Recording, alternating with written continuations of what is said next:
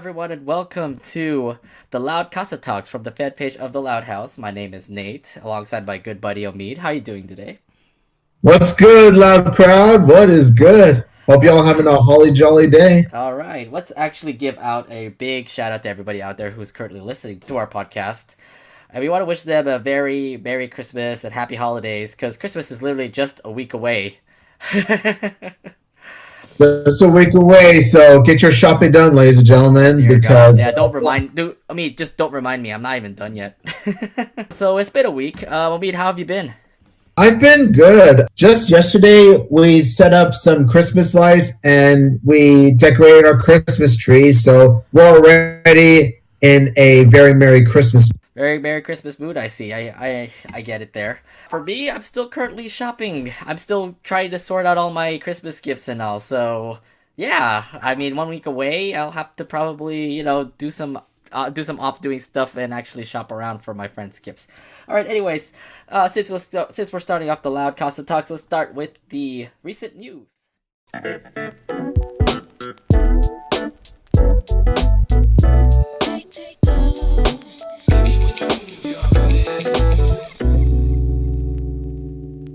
So we did not expect this, actually, that the week after we did a LoudCast Talks podcast, that Lincoln and Ronnie are doing another vlog.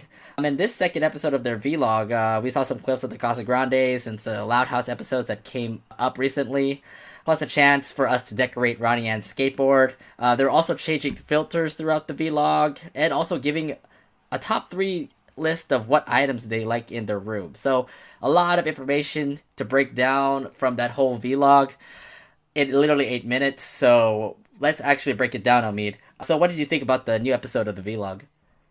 I actually thought that it was even better than the first one, actually.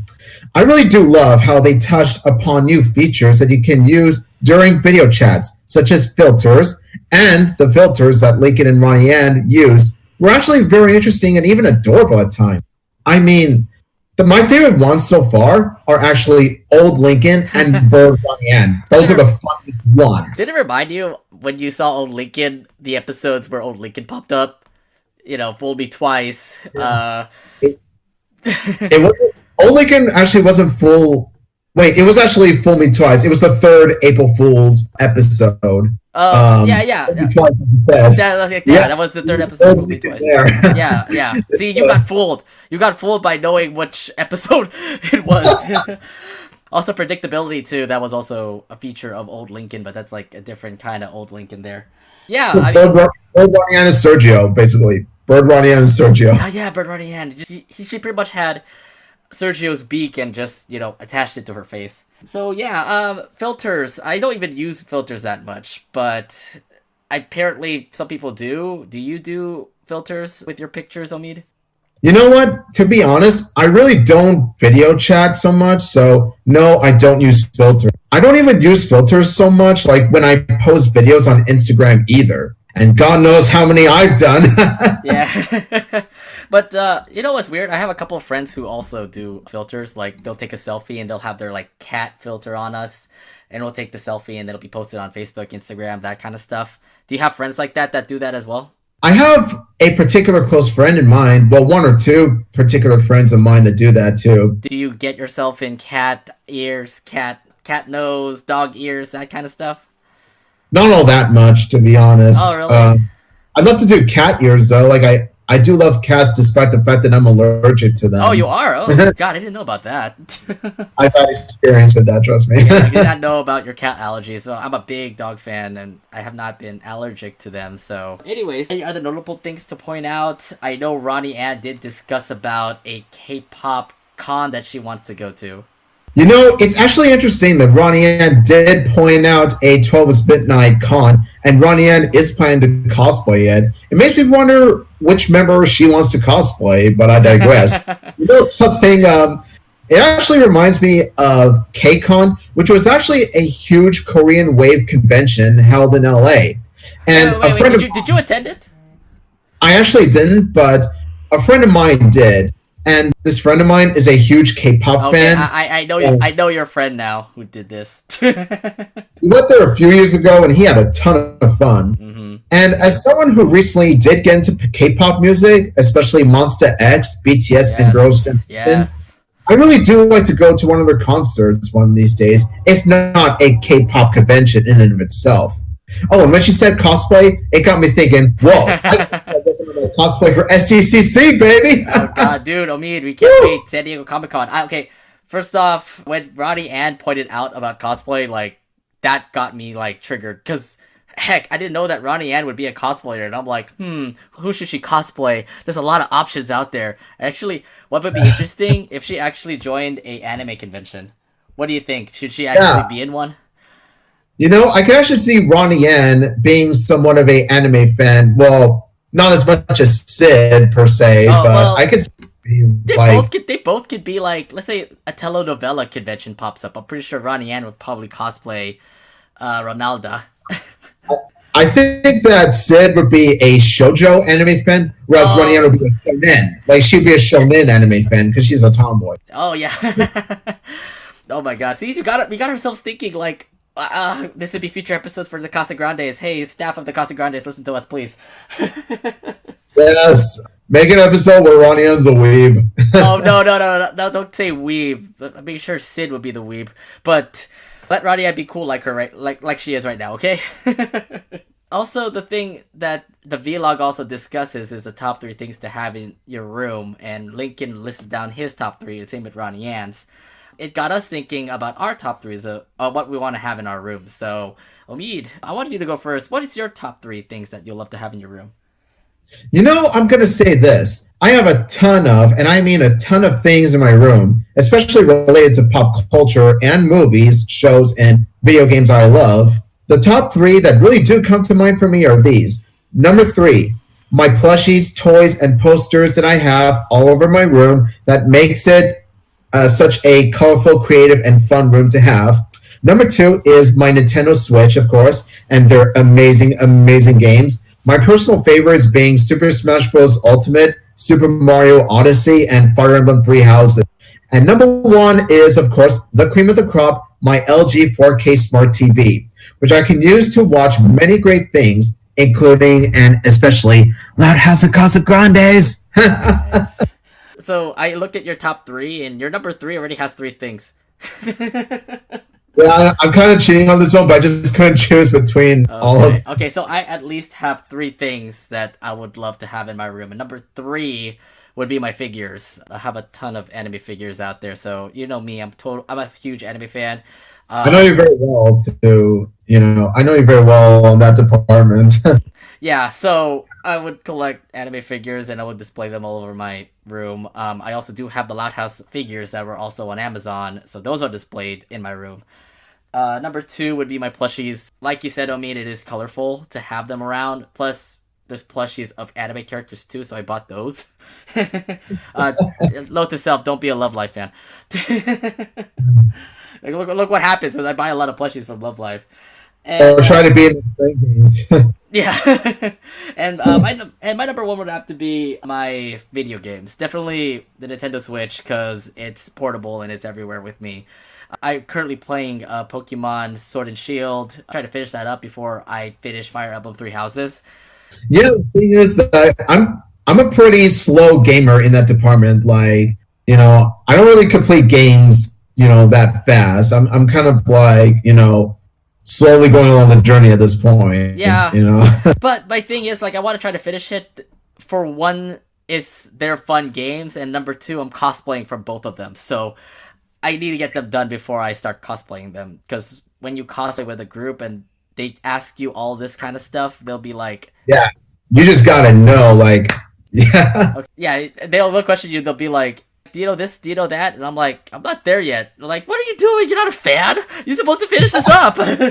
Yeah. Trust me, there are those, elitists everywhere. Like, they try to get on your case for not finishing a game. And I was like, I ain't got the time for that. I got responsibilities. Exactly. Also, in the recent news, as noted in the last Lincoln and Roddy and vlog, which was last week, the voice of Lincoln Loud did change.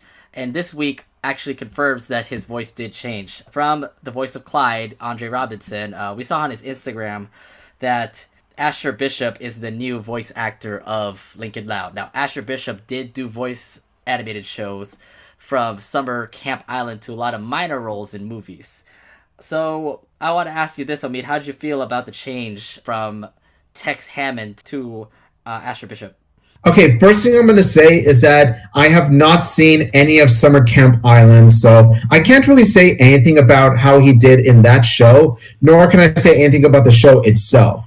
But as for his voiceover work as Lincoln here in this show, I really do say that he does sound very promising, and he does deliver very well as the 11-year-old that we all. I say his future does look bright for him. Well, If he continues to show potential, I do say that he may get hired for many other roles and many other shows. Yeah, so I have to say, like Asher, this could be one of his big major roles. Yes, Summer Camp Island is an animated show over at Cartoon Network that is really popular as well. But The Loud House is more popular, and having a big role doing Lincoln Loud's voice, that's a huge step for him, and I wish him the best.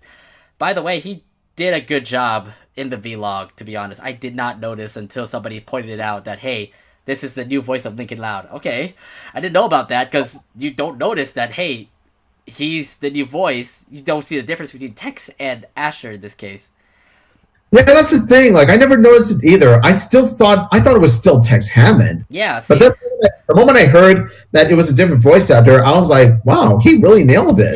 yeah, see, exactly. So he did a really good job. He's doing a really good job as the voice of Lincoln Loud currently. Although we do have some people that are super critical about this change, especially one that we don't want to mention because he's. We'll not discuss about that. First off, is this just a waste of time for them to complain, or is it really worth being worried about the change in voice acting? Okay, I personally think it's really stupid, and I mean really, really, really stupid, how it's become a thing that is being complained about by some fans, quote unquote. Honestly, Lincoln still sounds like a typical 11-year-old boy, and that's good enough. It shouldn't matter who does the work. The only thing that matters is if the person himself can manage to sound convincing as the character. And I say Asher does a fine job. And, like I said before, it is a bit concerning how too frequent they keep changing voice actors for a character. And I'll admit, I am going to miss Tex Hammond doing the voice, especially when his own mother is the voice actress of the three Loud sisters of the character Tex voice. However, I still think that Asher does give a good performance, and people just need to leave it alone. It's not that big of a deal. Yes, voice actors have been changing too frequently, I'll admit that, but it still doesn't change the fact that all these different voice actors pretty much pulled off Lincoln in their own right. See, that's the point here. The thing is that we want to try to be authentic as possible, and remember, Lincoln is a 10-year-old boy, maybe 11 when we go to season 5. The thing is the authenticity. Like, we need young voice actors to start off as a young boy like Lincoln Loud, for example, and then eventually they'll grow into bigger roles. So let's say, for example, Grant Palmer, remember the first season voice of Lincoln Loud? Look at him now. He's currently in the Loud House still as Grant, while everybody else, they went on to different roles. I don't recall what happened to Colin Dean or what's going on with Tex Hammond right now, but all I know is that they're going to bigger roles now. And I understand, like, for Khalil Harris, he's changed also. Like, Khalil Harris was the first and second season voice actor of Clyde McBride. He's into acting now. You can see the latest Goosebumps movie. So, yeah, people change. They move on. They go to the next role that's up for them. And I'm proud that they moved on to... I mean, it's unfortunate that we have to change voice actors, but they have to move on. They have to go into what's better for them to say. Yeah, like I said, they have promising voice acting careers ahead of them. And based on the voice talent that I've seen in the Loud House and Casagrandes, I believe that. Yep. Okay, cool. So, yeah, that's pretty much all the news that has happened. So let's head over to our main subject of the episode.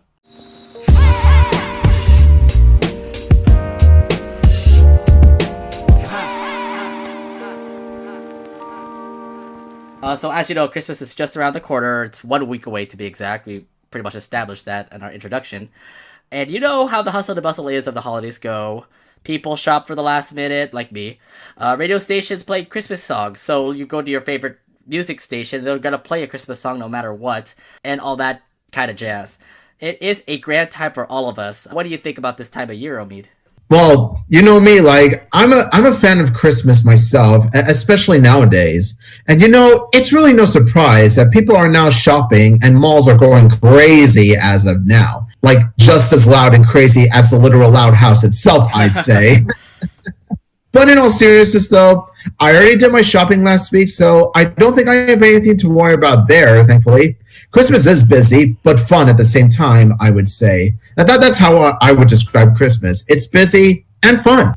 Now, I am excited for Christmas, I would say. I mean, sure, I do have a morning shift, and God knows how busy that will be. Wait, hold up for a second. We're working on Christmas Day? I am, but it's going to be a morning shift. I get off at early afternoon, so it's okay. Oh, dude. And after that, I'm so sorry. It's no problem. Okay. I like my job there anyways. I like my job there. Okay. However, when I get off though, that's when the fun begins. And that's why I will spend time with my mom, her boyfriend, and his family over at home. Wow. So the fun does not stop for me. Like the fun is still gonna be there for me. Yeah, for me, I'm lucky to have work off on Christmas Eve and Christmas Day, obviously. So both those days, I'm just gonna be relaxing at home. I'll try to get my shopping done as soon as possible, not shop on Christmas Eve, because, on Christmas Eve, everything's going to be... Everybody who's going last-minute shopping is going to be over there. Yeah, Nate, good luck with that. Good luck. Yeah, I mean, I'm prepared. I'm not going to be the last-minute shopper out there. But, yeah, I love the whole time when Christmas begins. What I hate, though, is, like, when Thanksgiving begins. So, for example, like, Thanksgiving... you get to hear already the Christmas songs. So I'm like, wait, we're not there yet. Let me celebrate Thanksgiving first before Christmas begins, and then we'll, go from there. So I hate that too. Like Thanksgiving before that, Christmas stuff begins. And I'm like, you guys are insane. It's not ready yet. We're supposed to celebrate Thanksgiving for Christmas. I have that tradition. I don't know about you, Omid, if you are already immediately into the Christmas mood, even before Thanksgiving. Yeah, no. Honestly, I have to say it kind of bugs me a bit how people get into Christmas when Thanksgiving hasn't even started yet. It's like, can we take it like one holiday at a time, guys? Yes. I mean, I get it. Christmas is a fun holiday. And like I said, it is a busy holiday, but at the same time, it's a fun holiday. I said it myself. But still, you got to focus like one step at a time, one holiday at a time. It's like, got to take it down a notch. Got to take it easy. Exactly. So at least right now it's Christmas time. And like I said, it's 1 week away. Since we're in a Christmas mood, actually, we wanted to discuss about the Loud House Christmas episode that has just popped up, pretty much every day this week. 11 Loud to Leapin. The episode left positive remarks for most of the Loud House fans, and even won our Season 2 episode Clash tournament. So the best Season 2 episode from the fan page of the Loud House is 11 Loud to Leapin, based on how the fans voted. So tonight, let's break it down, how the episode became a Christmas classic that we love to see every year. So let's start off with how the episode began. Let's just make a little synopsis of how it all began. It's pretty much every Loud doing their own thing. Lori trying to resist opening presents. Lenny trying to find a Christmas dress. Luna making a song. Luann making 11 puns. Lisa trying to prove Santa's wrong. Lola trying to be nice. Lana trying to trap a reindeer. Lucy and Lynn trying to find their presents. So a lot of things are going chaotic over at the Loud House. And of course, you got a bad Mr. Grouse just hating on you. And that's pretty much the first half of the episode. So let's break it down. What do you think about the first half of 11 Loud to Leapin? I absolutely loved the episode. I really do. It's one of those episodes I would give a 10 out of 10. And I only give that kind of score to only several Loud House episodes, like the best, the cream of the cream. It perfectly captures the Christmas spirit, and it incorporates every single Loud character's own Christmas shenanigans into one beautiful episode. Whether it be Lola trying to do last-minute nice things so that she can be on the nice list, Lori trying to open the big present Bobby gave her, or Luann and her 12 puns of Christmas, which always gives me a laugh each and every one of those 12 times. And by the second half, we'll get to the second half later, right? Yeah, we'll go to the second half. We'll go to the second half later, but let's just see how the first episode went. Yeah, Lori tried to resist opening a present, which is like bigger than her, which is interesting, and so much other things that were like chaotic. I get it. Lana tried to trap a reindeer. She has so many traps around that the Louds even get caught on, and also the fact that Lady tries to make a dress and. I get it, she's a great fashion designer, but every dress that she made was absolutely cute. The other thing, too, I also did want to notice, too, that we'll actually see in the second half is the parents. Oh my god, the moment that oh god, I know it was revealed in the second half, but do you think we should just mention to them right now? I mean, no, we'll mention it to it when we go to the Oh, I second can't half. wait to get Yeah. into that. Oh my Yeah, gosh. right. We really can't wait to mention that because that I think was a surprise for everybody who was watching the 11 Louds of Leapin episode. But yeah, A Bad Old Mr. Grouse. It kind of reminds me of another Christmas classic. Do you remember A Christmas Carol? I remember A Christmas Carol, yes, and I have seen several adaptations of A Christmas Carol. My personal favorite one is the Muppet Christmas Carol. Oh, I haven't seen that one. Oh my god, I love that one so much. Michael Caine makes an effective Ebenezer Scrooge, and the Muppets, of course, are very fun to watch as usual. Oh, of course, yeah. Yeah, I have not seen much of the Christmas carols. All I know is that Christmas Carol has been portrayed everywhere. I mean, from the Flintstones to even Disney making their own Christmas Carol starring Jim Carrey. To Mickey's Christmas Carol, another thing is Mickey's Christmas Carol was Scrooge McDuck. Yes, that's right. See, like, I there's love so that much one. representation, and I think the Loud House kind of did the same thing too. Sorta. Not the entirety of three ghosts trying to haunt Mr. Grouse, but a grumpy old Mr. Grouse just trying to downplay the Louds. That's how I think about how 11 Louds of Leapin was run in an episode. How, if you were to relate an old Christmas tale to 11 Louds of Leapin, what Christmas tale would you relate it to? If I were to relate Mr. Grouse to a Christmas tale, it would be, as you said, Christmas Carol, because it's a grumpy old man. Is that it? I mean, cannot really foresee what other Christmas classics actually portray. Oh, and What also another thing too is the Grinch, because of how the Grinch's attitude towards every Who down in Whoville is the same as Mr. Grouse's attitude towards every Loud in the Loud House. that'd be a good one actually. That might be good. But the thing is, like, he doesn't have a dog and he doesn't, steal presents. Yeah, but You're yeah, a mean one, Mr. Grouse. you're a mean one, Mr. Gross. All right, so yeah, that was pretty much the first half. It did end with the scene where Lincoln tried to get Big Red back before Mr. Grouse opened the door and almost caught Lincoln Loud, which we now go into the second half. And he actually did get caught, but we also did get to see why Mr. Grouse is grumpy, especially during the holidays. We get it, that every family member wants to be there to celebrate Christmas, and Mr. Grouse is unfortunately a person that cannot make it. And the whole story of Mr. Grouse trying to go back to his family and try to celebrate a Christmas over there is harsh. Even also just the fact that he's also by himself too. And what was so impactful is that Lincoln, the main character of the show, stopped the Louds from, being themselves during Christmas and actually wanted to, share their moment with Mr. Grouse and actually did it in this song and also celebrated Christmas with him as well. Also giving him a grand gift. Mr. Grouse giving gifts back to them. A lot of amazing things actually happened in the second half that actually made this episode such a great episode for the Loud House. Even if it's with a Christmas episode, it was actually one of the best Christmas episodes, I would imagine. Let's break down the second half of 11 Louds of Leaping. Omid, let's have your thoughts on the last 15 minutes of the show.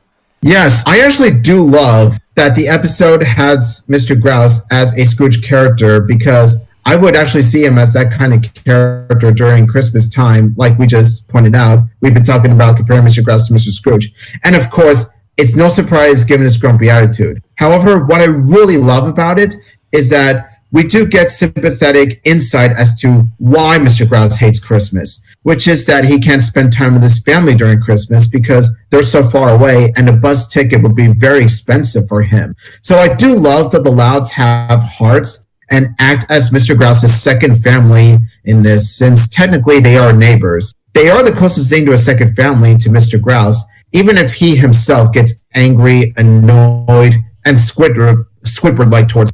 I like the fact that you just said Squidward-like, because he was, like, I get it, like, some people are grumpy in Christmas time, but I just love the fact that, hey, we have a impactful story to happen for Mr. Grouse, like, the change of heart and everything. I just like the fact that that whole Christmas song that Luna sang, that was Christmas is all about, that pretty much was, like, I think the topper of what 11 Louds of Leapin was. Because, yeah, it pretty much put the synopsis of what Christmas is supposed to be. It's not what you give is what you get. We do the Yeah. hard part. That's what Christmas is all about. There's a lot of lyrics. I just keep on forgetting them. But yeah, that whole song was great, especially when everybody, including Clyde's family, all sang together. Even the parents. Speaking of which, let's actually discuss that. Because they actually revealed their faces for the first time. So, Yes. it was a surprise for us, right? 11 Louds Leapin made history. They officially made history. Like, they actually did show the Loud's parents' faces, and they've been shown ever since then. The series has been showing their faces ever since. Yeah, so like if you see the first season, they have not shown their faces at all. They kind of are curious. You're kind of looking like it's a Peanut style cartoon where they never show their faces until you get to see 11 Louds Leapin, which surprised everybody that hey, this is their faces. Get to liking them now, and we are liking them now. We have episodes of Rita, we have episodes of Lynn Loud Sr., etc. The list goes on. But the fact that hey, we got shocked with our Christmas gift from the Loud staff, it tells us that they love us. Yes, yes. Oh my gosh, it's just Yeah, so yeah, you were surprised too. Like you never saw that like, they were gonna it's they the were Loud gonna drop House's something like Christmas- that. It's the show's Christmas gift to the fans, just showing the parents' face. Yeah, I also do want to give out another point too that Mr. Grouse, like I said, changed the heart, so we could say that the Grinch kind of portrays here, where all of Clyde's family and the Louds are having Christmas dinner with Mr. Grouse. Plus, another thing too is that Mr. Grouse, like I said, changed his heart and actually gave everything that went over his yard back to the Louds. So, about this episode, like very heartwarming, very wholesome, such a really good ending for what a Christmas episode is supposed to be. You know, going back to comparing Mr. Grouse to the Grinch, it actually occurs to me that Mr. Grouse actually does steal, but only when these items are in his yard. My yard, my property. So he does have a bit of a Grinch inside him, actually, because he's kind of a thief like the Grinch. Yeah, he just does it in a different way. So we gotta say he is acting like the Grinch. So we kind of want to have that classic Grinch story that Mr. Grouse just portrayed in 11 Louds Leapin. Yeah, my yard, my property. Right, so let's tie a knot in this. Let's give our overall ratings. Omid, you already gave it a 10. You want to explain more why you gave it a 10?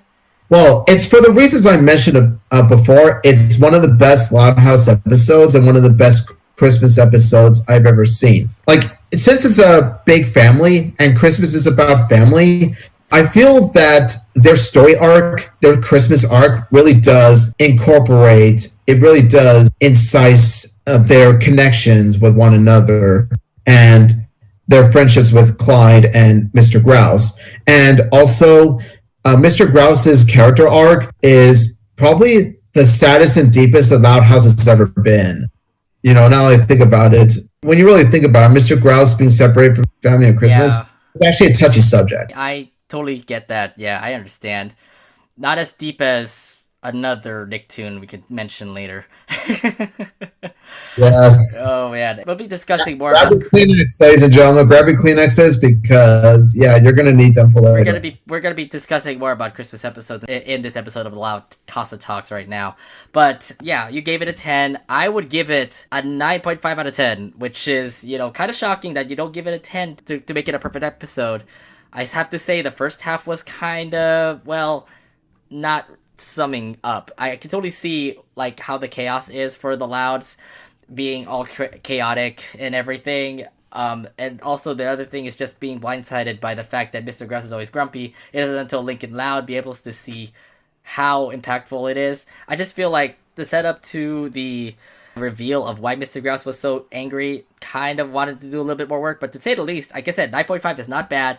It is a good episode. I would say some little quirks could be in there for the episode, but I have to say it was a really good Christmas special. I still say this is a episode that I would watch every Christmas time. I would too. I consider a Christmas tradition myself. Yeah, so this would be like a Christmas tradition for all of us. Then again, there is no Casagrandes Christmas episode yet, so we don't know how that will go. But Feliz Navidad, yeah, right? I'm pretty sure they're gonna say Feliz Navidad. I'm pretty sure they're gonna say Feliz Navidad.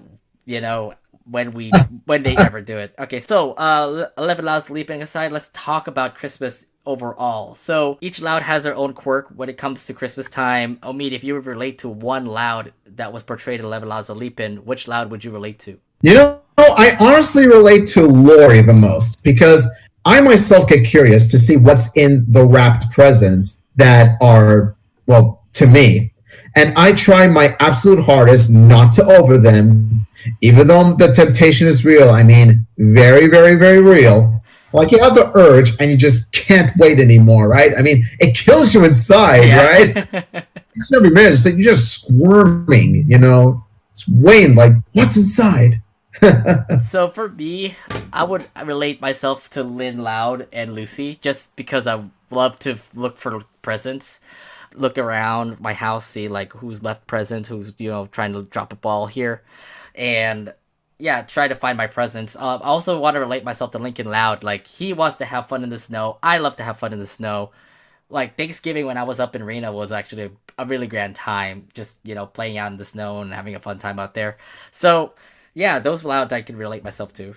Yeah, the thing is, like, I want to relate to Lincoln Loud, but the thing is, it never snows from where we are. Oh, It never. we're from California. You gotta go up to Lake Tahoe to experience the snow up there. I've only been there a few times, and each and every time it's really fun. Oh, okay. All right. So, is this your favorite Christmas special? Is there another Christmas special that you also enjoy watching during this time of year? I wouldn't say it's my number one favorite. I would say it's up there. One of my favorites for sure, but there are others that I really do enjoy as well. I mean, like Rudolph the Red-Nosed Reindeer. I mean, Rudolph the Red-Nosed Reindeer, The Grinch, yeah, How the Grinch Stole Christmas, and of course, A Charlie Brown Christmas. A Charlie Brown Christmas is my favorite. yeah, they're all great classic specials. One that I want to point out is a Polar Express. That's actually one that I really like. And for me, I just recently watched a Netflix animated film called Klaus. It is such a beautiful film. Ooh. It's such an underappreciated movie. Okay, so I need to actually watch that film, even if it's on Netflix. You have a Netflix account, give it a watch. I mean, yeah, I have my own Netflix, so I could be able to, watch it. What other Christmas specials is your favorite? Now that I've talked about Christmas specials and Christmas movies, it's time to go into the Christmas episodes of the cartoon shows. For example, I love Green Christmas from Big City Greens. Because nobody freaking watches Big City Greens. We already touched upon it during our previous podcast, so I'm just going to end it right there. Another one I really love is Simpsons Roasting on an Open Fire, which was the very first Simpsons episode ever created. I kid you not, it really is the pilot episode. And it still ages really well to this day. Well, the animation not so much, but the story and characters are still very endearing. And another one I really love is the classic Christmas Who, which is a hilarious and heartwarming Christmas episode that is ranked as one of the best SpongeBob episodes. It's the very first Christmas to me. Oh, nice. And of course, the best one of all, Ooh. Arnold's Christmas from Hey Arnold. Yes. Remember how we said that we would touch upon... This is a really touchy one, too. Oh, God. This is it, people. This is what I'm talking about. Now, I adore this episode for how it touched upon a serious subject matter such as Vietnam War and how it separates families, making it one of those episodes that really truly captures the realism of what made the show stand out with its maturity and deepness. That's why Hey Arnold is one of my absolute favorite Nickelodeon shows and one of my favorite shows of all time. Dude, you never expect a Nicktoon like Hey Arnold to do something like that. I get it. Mr. Hyun is a neighbor. Mr. Nguyen. Yeah, sorry. Mr. Nguyen is a neighbor in Hey Arnold, but you never expect the story of his daughter and the war. I'm like, what the hell are we watching? No, but the other thing too is that when I was watching Hey Arnold back then, I was 6 years old, so in the back of my mind, I'm like, what am I watching? Oh, she got lifted off away. Oh no, poor dad. I don't have that emotional feel. I don't have the emotional feel like I have right now when I'm an adult. So if I watch Hey Arnold, that episode, I would probably cry. So I really don't want to watch it, but I want to watch it, and I'll probably have some tissues right next to me because it's just gonna be sad when I start to watch. Oh, how naive we were as kids! Like it never really hits us until we watch them as we get older. Yeah, but you're kids though, so you have to. It's just in the back of your mind, like, oh, I'm watching Arnold try to do something for Mr. Nguyen, but she can't, and a big sacrifice for Helga too. So. And I'll leave it at that for those who want to watch an Arnold. Is it Arnold's Christmas? Is that what it's called? That's what it's called. Yeah, so that I think was a really special one. Besides that, there's also been some other Christmassy episodes. Like Frozen did have their small episodes, like Olaf's Frozen Adventure. That technically would count as a Christmas special, but it's not. I would still say something it's more Christmassy like that. There's also, yeah, Charlie Brown Christmas. I remember watching that. There's also Elf, the movie Elf. I can't foresee enough, but that movie really does take the heart of Christmas. Like every Christmas, I would watch Elf just because, yeah, it's a really funny movie. Plus Will Ferrell and a lot of other things in that movie. That's a Christmas classic to me, just to watch that movie. Another Christmas classic to me is a movie called A Christmas Story. I just really love that movie. It's the most Christmassy movie I've seen. Shut your eye out, kid. How about Home Alone? Do you like that movie too? I love that one too. I actually have a Christmas sweatshirt of Home Alone. Like it's a ugly Christmas sweater. I wore it last. Nice. Keep the change, filthy animal. Filthy animal. Yeah. Yeah. But yeah, I have to say Elf though. I mean, that's my movie. Polar Express, like I said before, that was a good movie to watch. There's tons of Christmas things that we're gonna list down, but like I said, we're already past our 30-minute mark, so whatever. This is Christmas. It's Christmas. We're trying to be festive here. Yeah, we've gone so much into the Christmas spirit. We went up past the 30-minute mark. That's fine. We'll be okay. I should tell you something. So, of course, Christmas also does bring out the presents of everybody. Omid, what was your favorite Christmas present that you ever gotten? You know, that is actually a good question because for over many Christmas years, I have gotten great gifts from great people in my life. They include shirts, sweaters, gift cards, and even figurines. Nate, I'm looking at you. I'm looking at you. I got you that Susie figure. Oh no. God, yes. I love it. But the gift that comes to mind for me when I talk about a favorite Christmas gift is when I was a teenager, I used to get a Guitar Hero 3 game for the Wii from my mom, and as well as the Wii guitar for Guitar Hero 3. I played Guitar Hero 3 a lot during the time, and years later, and that leads me to another favorite Christmas gift of mine, which is Rock Band 2 and 3, and the whole Rock Band set for Christmas, which I got several years ago. Guitar Hero 3 and the Rock Band games really got me into rock music more and more because of how fun these games were and how the music itself is really jamming music that I would always have fun singing to. Like, those are some great games. And so while Luna Loud amplified my love for rock and roll music, Guitar Hero 3 was what started, and the Rock Band series was what made it powerful. So without Guitar Hero 3, without Rock Band, you would have not known about Luna Loud. No, that's not what I'm saying. Like, without Guitar Hero 3 and Rock Bands 2 and 3, I never would have gotten into rock music, and I wouldn't have appreciated the character of Luna Loud as much as I do now. Yeah, makes sense. Yeah, for me, I would have to say, well, I'm a gamer at heart. Like, I love playing video games and stuff. One of my favorites that got to me was a Nintendo GameCube system. So yeah, GameCube, back in the day, when you played Super Smash Brothers, when you had Super Mario, those games, I remember getting it and then immediately plugging it in and start playing it. Like, you know, Drake and Josh, when Josh had the Game Sphere. I'm like that guy. It's spherical! Yes. So I was that guy. I'm like that one kid who's like, this is a Nintendo 64! It was not like that, but you know, the feeling of getting that was there. That was like one of my most memorable gifts that I got when I was a kid back when, my favorite Christmas gifts that I've ever gotten. So yeah, let's try to wrap things up here at our LoudCasa Talk here. So let's go out with one main question. What does Christmas mean to you? The true meaning of Christmas to me is the joy of giving to my friends and family, showing how much I appreciate having each and every single one of them in my life, and also spending time with them with holly, jolly fun, and food, like I'm going to do on Christmas Day. Say what Omid said. That's pretty much my... Pretty much what Omid said. It's really all about family and friends. It goes without saying, but yeah. It's really all about family and friends and the presents and sitting back and, you know, having a good time with your family, watching the Christmas classics as they roll on by, and also knowing that you're probably not going to see him again until next December. So yeah, I mean, it's a fun time for all of us, and yeah, definitely is the true meaning of Christmas, that's for sure. But yeah, thank you very much, everybody out there who's been watching our Loud Casa Talks. Omi, thank you again for coming on by. You're very welcome, man. It's very great to just, share the Christmas spirit with the audience. With all the loud crowd out there. And Yeah. again, we want to thank you all who have been listening, and we want to send our best wishes out to you and your family, hoping that you will have a very Merry Christmas.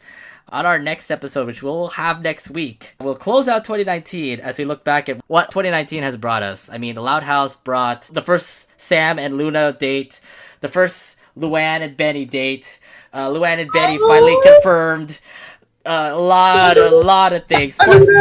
Plus the introduction of Sid Chang, the Casagrandes premiere. Okay, we got a lot of lists to go down here in 2019. Oh yeah, we're gonna go down one by one. I know It's gonna be the big one. It's gonna be the big one. I know Omid is gonna be hyped about Sam and Luna. Definitely.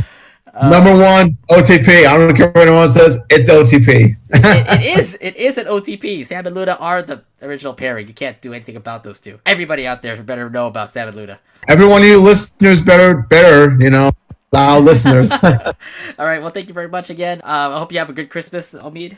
And I hope you have a good Christmas too, Nate. And to all the listeners out there, to all the loud crowd out there, please have a very Merry Christmas with your friends and family. And this is us signing off for our third episode of LoudCasa Talks. We will see you on the next episode. Merry Christmas, Loud House.